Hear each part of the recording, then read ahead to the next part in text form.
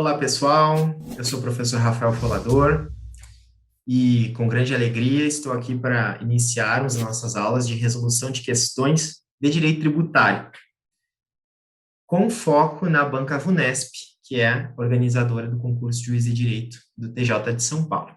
Certo? Então, selecionamos aqui as questões mais recentes da banca sobre a matéria e vamos iniciar com a resolução e os comentários e a revisão da matéria que for sendo abordada nas questões. Temos aqui a nossa primeira questão, que está baseada em súmulas. Então, já vamos ver aqui a importância das súmulas e da jurisprudência para a nossa banca. Diz a questão: com base na jurisprudência do Superior Tribunal de Justiça, é correto afirmar que a notificação do auto de infração faz cessar a contagem da decadência para a constituição do crédito tributário. Está correta essa. Por que razão? Quando nós estamos falando do fenômeno da incidência tributária, nós temos os seguintes momentos. Primeiro, temos a ocorrência do fato gerador, no mundo dos fatos, a incidência, então, da norma tributária, fazendo nascer a obrigação tributária. A obrigação tributária nasce automaticamente, mas o crédito tributário não. Ele precisa ser constituído por um ato de lançamento, certo? O prazo para a constituição do crédito tributário, depois de ter nascido a obrigação, é de natureza decadencial, porque é um direito potestativo da administração tributária, certo? Então, quando nós estamos falando em até a constituição do crédito tributário, está correndo um prazo de decadência, que é de 5 anos. E ele tem como termo inicial, por vezes, a data do próprio fato gerador, quando for... na verdade, a regra geral é que ele tenha por termo inicial o primeiro dia do exercício financeiro seguinte. Quando for tributo sujeito a lançamento por homologação, é a data do fato gerador. E quando for tributo sujeito a lançamento por homologação com a ocorrência de dolo, fraude ou simulação, novamente vai para o primeiro dia do exercício financeiro seguinte. E ele é de 5 anos, certo? E ele é vencido, é afastada a decadência quando o sujeito passivo, ou seja, o contribuinte ou responsável, é notificado da ocorrência do lançamento, tá? Nesse caso aí da questão, está sendo feito um lançamento de ofício, ou seja, pela própria autoridade, por meio de um auto de infração, porque o contribuinte se omitiu, tá? Essa questão ela é resolvida com base na súmula 622 do STJ, que está aí na tela, e que ela explica, de uma forma até bastante didática, essa questão da decadência e da prescrição tributária. Vamos ver o que diz a súmula 622 do STJ. A notificação do auto de infração faz cessar a contagem da decadência para a constituição do crédito tributário. Depois, exaurida a instância administrativa com o decurso do prazo para impugnação ou com a notificação do julgamento definitivo e esgotado o prazo concedido pela administração para pagamento voluntário, inicia-se o prazo prescricional para a cobrança judicial. Então, uma súmula que delimita bem os momentos da decadência e da prescrição, certo? São aspectos bem importantes do direito tributário regulados pelo Código Tributário Nacional, certo? Então, a linha do tempo é essa que eu passei para vocês, tá? Ocorrência do fato gerador, incidência da norma tributária, nascimento da obrigação tributária. Tudo isso ocorre automaticamente. Passa, então, a correr um prazo decadencial para a constituição do crédito, que é de 5 anos, e que cessa com a notificação do lançamento. Né? No caso, é afastada a decadência, se tiver ocorrido dentro do prazo de 5 anos. Se tiver decorrido esse prazo e não tiver havido a notificação do lançamento, a administração tributária decaiu do direito de constituir aquele crédito. Tá? Ele não vai poder mais ser constituído. Uma vez constituído o crédito pelo lançamento notificado ao sujeito passivo, vai haver um momento em que ainda não pode haver um período em que não haver, já foi afastada a decadência, mas ainda não ocorre prescrição, tá? Por quê? Porque o contribuinte notificado, ele pode se opor a esse lançamento. Ele pode apresentar impugnação e recursos nos termos das leis de processo administrativo tributário. E enquanto tramitarem essa impugnação, esses recursos, que o CTN chama de reclamações e recursos, nos termos da lei de processo administrativo tributário, não corre a prescrição, porque eles são causa de suspensão da exigibilidade do crédito tributário. Tá? Vamos ver, tem uma questão que trata mais especificamente das causas de exclusão, suspensão e extinção do crédito tributário, mas já estou antecipando para vocês, então. Tendo ocorrido essa constituição do crédito, e se o contribuinte impugnar ou recorrer, vai ficar suspensa a exigibilidade do crédito, ou seja, ele fica paralisado, então ainda não foi a prescrição. Quando essa constituição do crédito se tornar definitiva, né, seja porque transcorreu o prazo e o contribuinte não fez nada, prazo para pagamento ou impugnação, seja porque houve essas oposições, mas foram afastadas, foram julgadas improcedentes, por assim dizer, aí então passa a correr o prazo de prescrição, porque é um direito subjetivo da administração tributária de cobrar, de ver satisfeito aquele crédito, efetivamente, certo? E o prazo prescricional, então, ele também é de 5 anos, tem esse termo inicial que eu apontei para vocês, e ele vai ser afastado pelo ajuizamento da execução fiscal, tá? Então, essa é a delimitação dos fenômenos da decadência e da prescrição tributárias. Voltando aqui para a nossa questão, então nós vemos que ela está integralmente correta, porque a notificação do auto de infração faz cessar a contagem da decadência, afasta a inércia da administração tributária, ela atuou a tempo, para a constituição do crédito tributário, certo? Vamos ver por que as demais estão incorretas. Letra B. O mandado de segurança não constitui ação adequada para a declaração do direito à compensação tributária, tá? Não, é considerada a via adequada. Também matéria simulada pelo STJ. Súmula 213 do STJ. O mandado de segurança constitui ação adequada para a declaração do direito à compensação tributária. Trouxe a súmula 460 como contraponto, tá? O que ela diz? É incabível o mandado de segurança para convalidar a compensação tributária já realizada pelo contribuinte, tá? Então, como é que funciona? O mandado de segurança, ele é uma via adequada e muito utilizada no direito tributário, certo?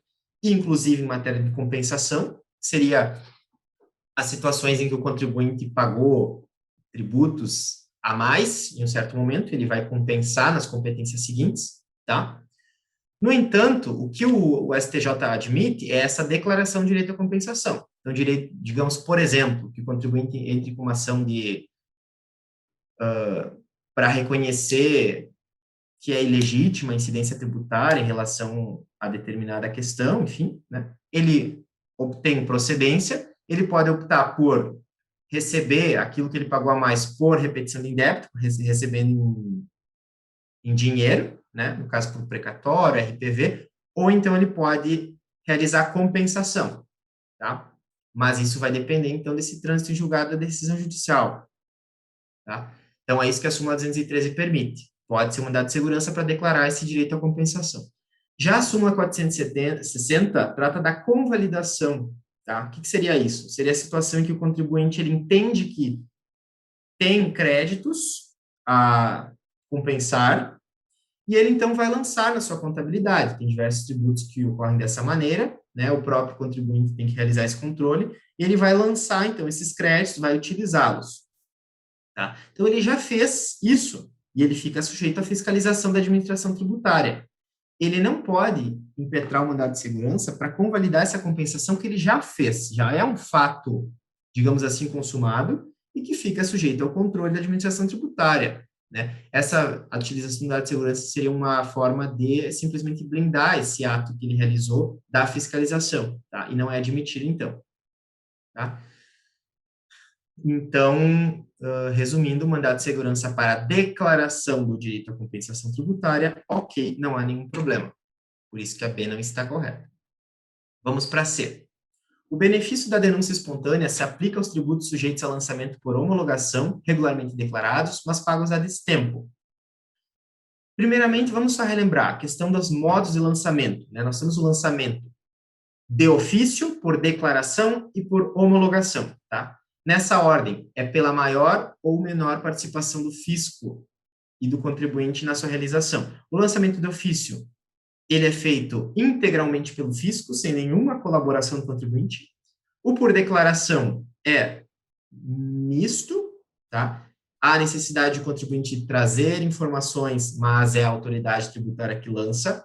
E o por homologação, o contribuinte tem que fazer integralmente sozinho. Ele tem que declarar as informações, apurar o valor devido e recolher. E depois fica sujeito a uma homologação da administração tributária, certo? Então, estamos tratando aqui dos tributos sujeitos a lançamento por homologação. São tributos que o contribuinte ele tem o dever de fazer uma declaração, normalmente, mas também de recolher de forma antecipada, digamos assim, ou seja, sem nenhuma análise prévia da administração tributária. É como ocorre a maioria dos tributos, tá? Exemplo, imposto de renda da pessoa física. O contribuinte tem que apresentar sua declaração de imposto de renda da pessoa física, tem que efetuar o recolhimento do valor e depois ele fica sujeito. Sua declaração pode cair em malha, depois ele pode ser notificado para apresentar documentos, pode haver um auto de infração, se a Receita Federal entender que ele apresentou incorreções na sua declaração, que geram um tributo a mais, tá? Mas o contribuinte tem que fazer tudo sozinho e depois fica sujeito a um exame da autoridade administrativa. O que é o fenômeno, então, da denúncia espontânea? Passando para outra questão. Denúncia espontânea é a situação em que o contribuinte praticou uma infração, tá? E ele deseja regularizar a sua situação, digamos assim, antes que o fisco tome qualquer providência. Então, ele omitiu alguma coisa. Digamos que ele omitiu alguma informação, ele não cumpriu as obrigações acessórias, né, que nós sabemos que são deveres instrumentais que o contribuinte tem de colaborar com o fisco, formalizando seus negócios, mantendo a sua escrituração fiscal, os livros de forma regular, enfim. Então, esse contribuinte, ele praticou uma infração, ele omitiu informações e deixou de pagar tributo, tá? Então, existe esse benefício da denúncia espontânea, que é uma política fiscal de incentivo à regularização. Se você... trouxemos aqui o artigo. Então, fizer a denúncia espontânea, ficam excluídos juros e multa que incidiriam nessa infração, tá? É um incentivo que a legislação traz. Está previsto no CTN. No entanto, nós temos um entendimento firmado na súmula 360 do STJ que isso não se aplica na situação dos tributos sujeitos a lançamento por homologação, regularmente declarados, mas pagos a destempo, tá? Por quê? Nesse caso, não se traz uma informação nova pelo fisco, não havia uma omissão. O contribuinte declarou o seu tributo, né? Digamos que ele declarou o imposto de renda da pessoa física, digamos que a empresa declarou o ICMS que era devido ao fisco estadual, enfim, tá? Isso, tem até uma outra súmula que diz que isso já constitui o crédito, então é um crédito incontroverso, digamos assim. É um crédito que não vai demandar nenhuma outra providência por parte do fisco, ele está constituído, segundo o entendimento da jurisprudência. Então, nesse caso, não se aplica a denúncia espontânea, porque a pessoa declarou, então ela deve, incontroverso, e ela não pagou, tá? Então, se ela não pagou no prazo, vão incidir juros, vão incidir multas, se for o caso, tá? Não vai se aplicar essa questão da denúncia espontânea, porque não está havendo nenhuma informação nova ao fisco. O fisco já tem aquele crédito constituído, tá? Então, não incide esse instituto, tá? Lembrando aí, o benefício da denúncia espontânea não se aplica aos tributos sujeitos a lançamento por homologação, regularmente declarados, mas pagos a destempo, tá? Digamos que fosse um tributo sujeito a lançamento por homologação, que a pessoa não declarou, ela omitiu, tá? Aí, nesse caso, caberia a denúncia espontânea para resolver essa irregularidade. E o contribuinte teria aqueles benefícios que eu mencionei, tá? Vamos lá. Letra D. A declaração da indisponibilidade de bens e direitos, na forma do Código Tributário Nacional, dispensa o exaurimento das diligências na busca de bens penhoráveis. Não, tá? O que é essa indisponibilidade de bens e direitos? Ela está prevista lá no artigo 185-A do CTN, tá? Ela é uma coisa mais ampla do que a simples busca de bens para penhora. Ela é uma ordem que se protrai no tempo, tá? Ou seja, ela é uma ordem permanente. Ela é uma medida mais gravosa do que uma simples tentativa de penhora, seja em contas bancárias, seja de imóveis, enfim, tá? Então, como é que funciona essa disponibilidade de bens? Diz assim o artigo 185-A. Na hipótese de o devedor tributário, devidamente citado, não pagar nem apresentar bens à penhora no prazo legal, e não forem encontrados bens penhoráveis, o juiz determinará a indisponibilidade de seus bens e direitos, comunicando a decisão por meio eletrônico aos órgãos e entidades que promovem registro de transferência de bens, registro público de imóveis, as autoridades supervisoras do mercado bancário, mercado de capitais, a fim de que façam cumprir a ordem judicial, tá? No limite do valor da dívida, no parágrafo 1º. Então, essa ordem é permanente. Então, se algum daqueles órgãos, em algum momento, identificar bens e direitos, ele vai tornar indisponível e vai comunicar ao juiz, certo? Por exemplo, no âmbito de imóveis, nós temos a CENIB, que é a Central Nacional de Disponibilidade de Bens, que a qualquer momento, por exemplo, quando é feita uma escritura pública, enfim, tem que ser consultada essa central, e se houver a ordem de disponibilidade, ela vai ser cumprida pelo registrador, é uma ordem permanente, tá? Então, não é a primeira medida que se adota. Proposta de execução fiscal, o devedor é citado para pagar ou garantir a execução, né, para fins de opor embargos, por exemplo. Então, ele pode, nessa situação, ele foi citado, ok? Ele não paga, e ele também não garante a execução, não garante o juízo, não apresenta bens à penhora, tá? Então, ele fica inerte. Precisa ter esses requisitos e também não foram encontrados bens penhoráveis. Então, o exequente ele tem que fazer algumas medidas, né? Então, a Fazenda Pública, verificando que o contribuinte ficou inerte, que é o que mais acontece, ela vai tomar algumas medidas, tá? E quais são essas medidas, segundo a súmula aqui do 660 do STJ? São aquelas medidas básicas que se fazem numa execução qualquer, né? Que é a busca de penhora de contas bancárias, né? Por meio do antigo Bacen Jude, que agora se chama Cisba Jude, busca de veículos, né, pode ser feita diretamente nos órgãos de trânsito ou pela ferramenta Renajude, e a busca de imóveis, no registro de imóveis do domicílio do executado, tá? Então, o fisco vai ter que fazer essas tentativas. Algumas precisam de cooperação do juízo, né, como a penhora de ativos financeiros, as demais podem ser feitas pelo próprio exequente, comprovando nos autos. Se ele fez essas diligências básicas, tá, e não localizou bens, aí sim ele está legitimado a pleitear a decretação de indisponibilidade de bens e direitos na forma do 185A do CTN. Tá? Isso que diz a súmula 660. A decretação de disponibilidade de bens e direitos na forma do artigo 185A do CTN pressupõe o exaurimento das diligências na busca de bens penhoráveis. Tá? E o que é esse exaurimento? Não é propriamente um exaurimento de todos os possíveis, tá? Formas.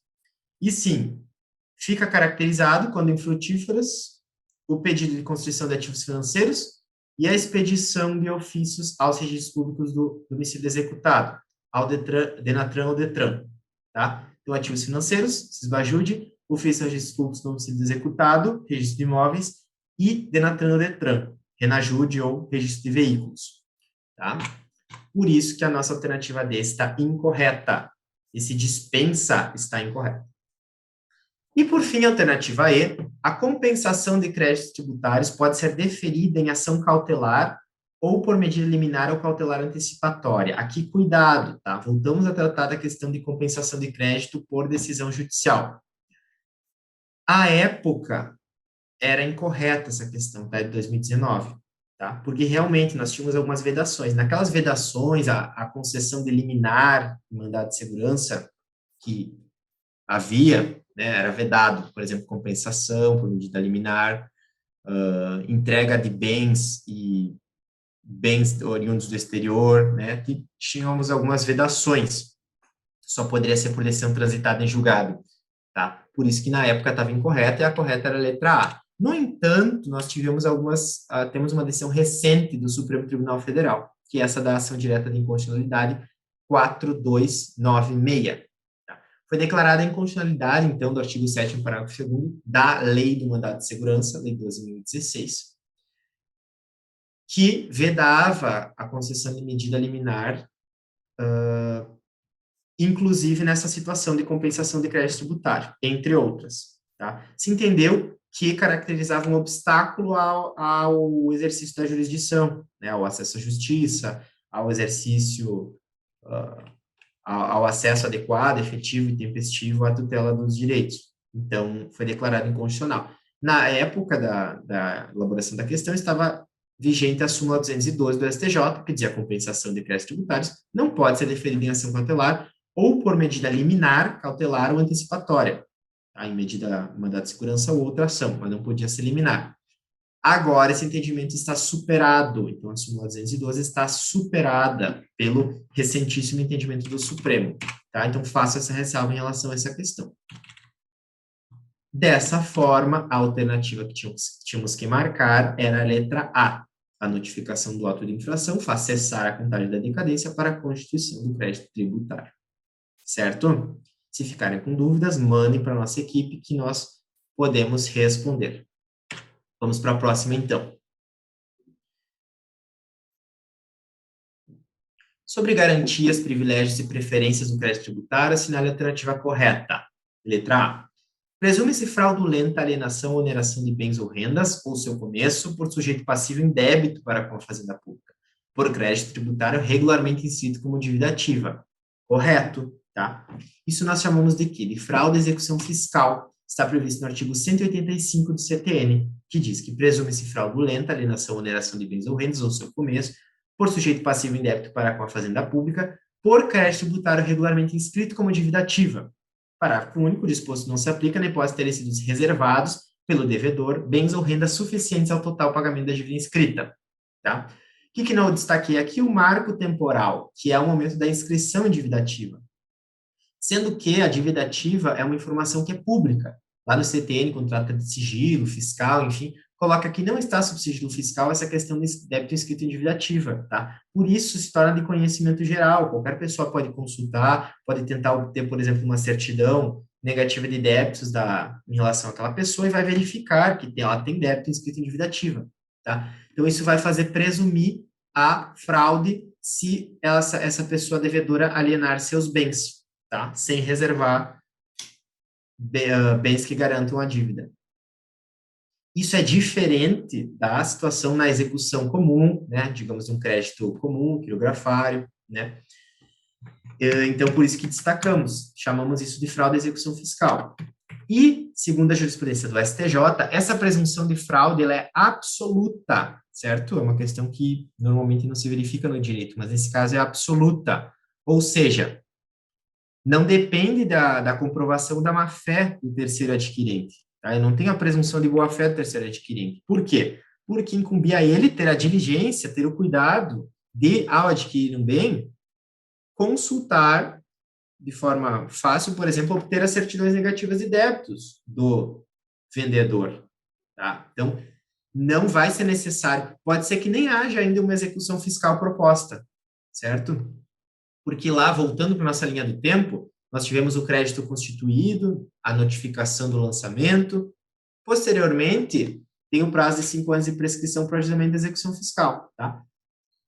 Logo depois de constituído o crédito, se não tiver havido pagamento, o fisco vai remeter para inscrição em dívida ativa. Tá? Em âmbito, inclusive, por vezes muda de órgão. Em âmbito federal, por exemplo, a Receita Federal vai remeter para a Procuradoria da Fazenda Nacional fazer a inscrição em dívida ativa. Tá? E pode ficar um tempo, mas essa inscrição ela não tem o efeito de interromper em relação a crédito tributário, ela não suspende, não interrompe a prescrição, tá? Ao menos em relação a créditos tributários, mas ela tem esse efeito de gerar a presunção de fraude à execução. A partir desse dia em que foi inscrito, se o devedor, por exemplo, vendeu um imóvel, tá? O fisco descobre, ele pode até depois propor execução fiscal e ele vai pedir o reconhecimento da fraude à execução fiscal nessa alienação e vai pedir a penhora, a constrição daquele bem imóvel, tá? E vai ser deferida. Entendido? Então, vamos para a próxima. Na hipótese do devedor tributário devidamente citado não pagar no prazo legal, o juiz determinará a indisponibilidade de seus bens e direitos, ainda que não haja indicação de bens penhoráveis de propriedade do devedor, tá? Essa é aquela questão que nós já vimos, da indisponibilidade de bens pelo 185A. Aqui está incorreto, porque a questão fala ainda que haja indicação de bens penhoráveis de propriedade do devedor, né? Quando houver indicação, seja pelo próprio devedor, seja pela parte exequente, então não se torna necessária essa medida da disponibilidade de bens, não se torna cabível.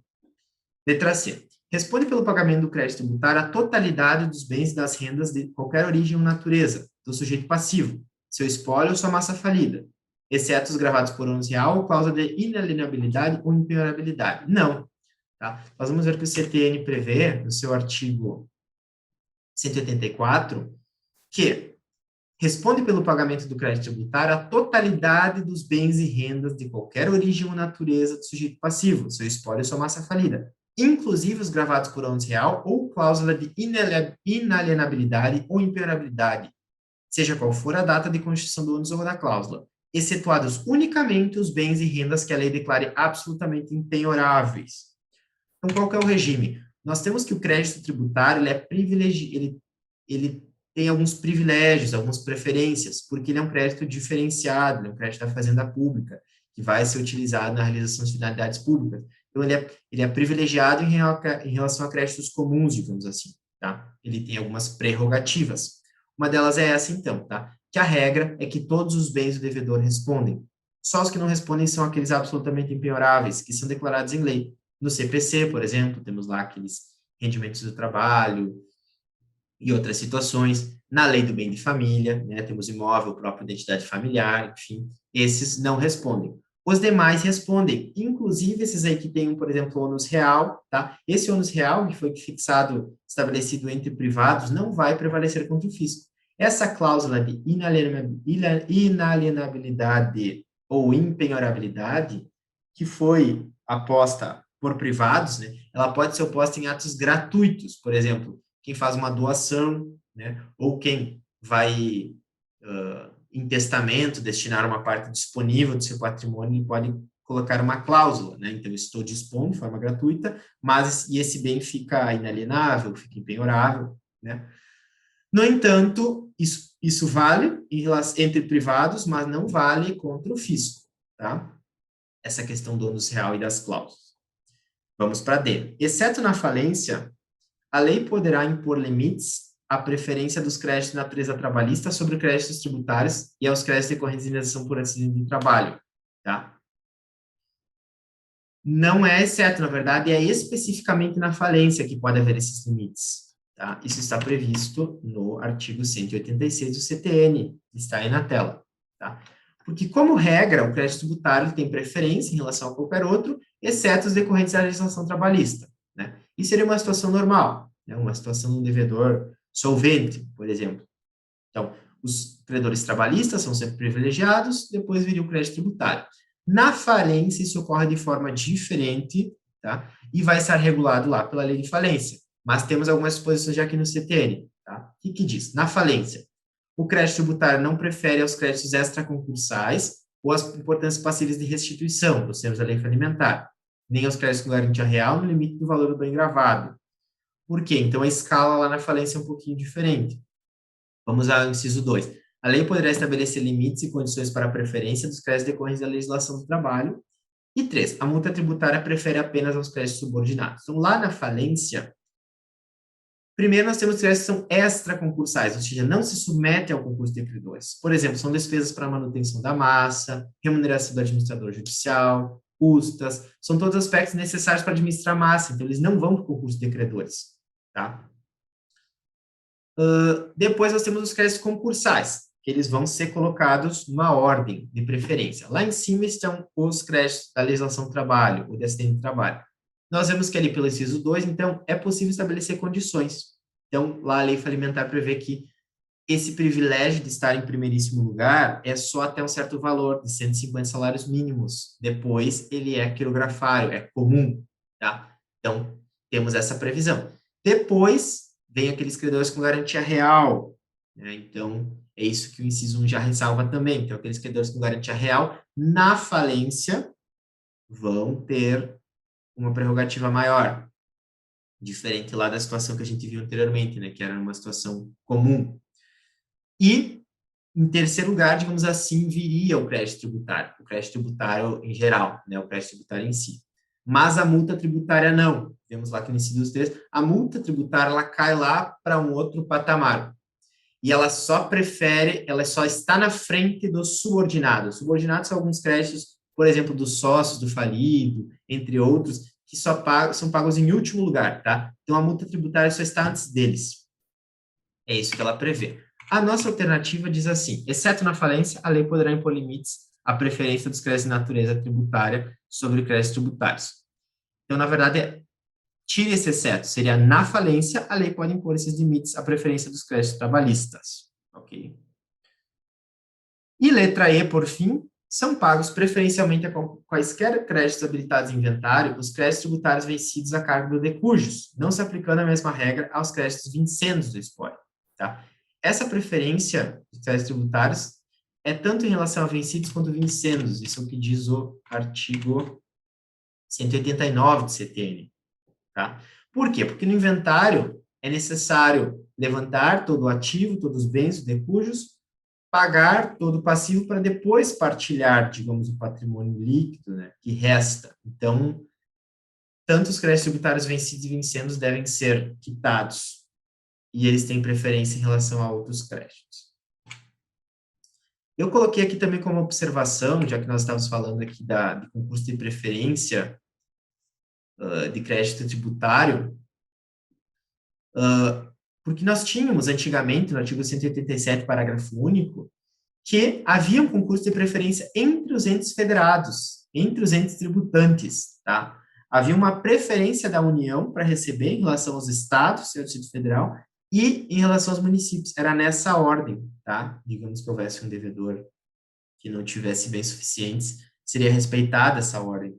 Então, tinha uma prevalência da União e depois os estados. E o STF, na DPF 357, muito recentemente, declarou que essa norma não foi recepcionada, ela não é compatível com a Constituição Federal, com a Constituição da República, porque pela Constituição nós temos a autonomia dos entes preservada, certo? E a inexistência de hierarquia entre eles, tá? Então não haveria uma razão de ser para essa preferência. Então hoje, inclusive foi cancelado, então a súmula 563 do Supremo, para reconhecer que eles estão no pé de igualdade, tá?